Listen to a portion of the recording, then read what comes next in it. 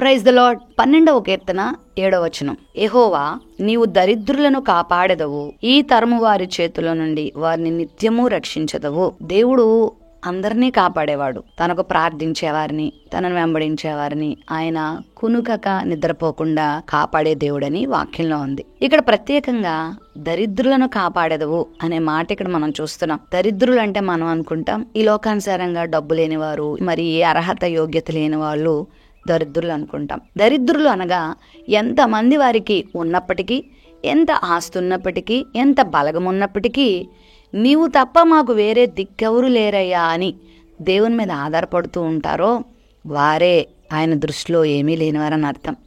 అలా తమ్మును తాము దేవునికి అప్పగించుకున్నవారు దేవుని ఆశీర్వాదాలు పొందుకున్నారు. యెహోషాపాతు అనే ఒక రాజున్నాడు. అతడు యూదా ప్రజలను పరిపాలించాడు. ఇంచుమించు 12 లక్షల మంది పైచిలుకు ఆయనకి సైన్యం ఉన్నారు. అతడు చాలా ఉన్నతమైనటువంటి రాజు అని చెప్పాలి, చాలా ఐశ్వర్యవంతుడని చెప్పాలి, చాలా ఘనమైన వాడని చెప్పాలి, చాలా బలమున్నవాడని చెప్పాలి. అయితే అలాంటి వాడు 2వ దినవృత్తాంతముల గ్రంథం 20వ అధ్యాయంలో ఏమని ప్రార్థిస్తాడంటే, ఏమి చేయటానికి నాకు తోచట్లేదు, నీకన్నా నాకు సహాయం ఎవ్వరు లేరు, నీవే నాకు దిక్కు అని ప్రార్థన చేస్తాడు. అంటే అంతమంది ఉన్నా, అంత ఘనత ఉన్నా, అంత గొప్పతనం ఉన్నా అతడు దేవుని మీద ఎలా ఆధారపడ్డాడో చూసారా?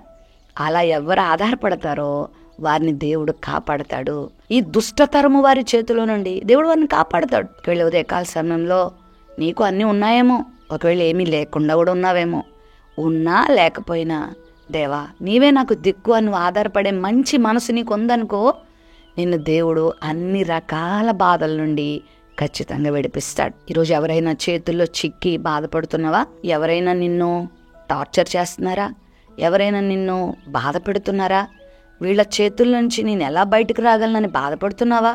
నీ సొంత మార్గాలు వెతుక్కోవద్దు, నీకు నచ్చినట్టు చేయొద్దు, ఎవరెవరో ఇచ్చేటువంటి సలహాల మీద నువ్వు ఆధారపడద్దు, కానీ దేవుని మీద ఆధారపడు. ప్రభువా, ఈ శ్రమ నుండి నన్ను విడిపించు, ఈ వ్యాధి చేతుల నుంచి నన్ను విడిపించు, ఈ సమస్య చేతుల నుంచి నన్ను విడిపించు, ఈ శత్రువుల చేతుల నుంచి నన్ను విడిపించు, నన్ను బాధించే వారి చేతుల నుంచి నన్ను విడిపించు, నన్ను ఇబ్బంది పెట్టేవారి చేతుల నుంచి విడిపించు, ప్రాముఖ్యంగా అపవాది చేతుల్లోంచి నన్ను విడిపించయ్యా అని నువ్వు దేవుని మీద ఆధారపడితే ఖచ్చితంగా దేవుడు నిన్ను విడిపిస్తాడు, కాపాడతాడు.